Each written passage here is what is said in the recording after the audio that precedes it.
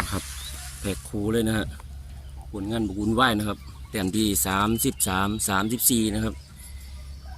เขาขอนะครับเขาขอนะคุณของอาจารย์เปนะครับอาจารย์วิทยพรมีจันทร์นะครับอาจารย์ท่านใดสนใจนะครับเดี๋ยวผมขึ้นโปรไฟล์เพิ่นไว้ฐานนะครับเด้อนะคุณเพิ่นใส่ดีนะครับเนาะตัวนี้ผมใส่15 ลักนะครับเนาะขอบคุณครับอาจารย์ครับผมสวัสดีครับ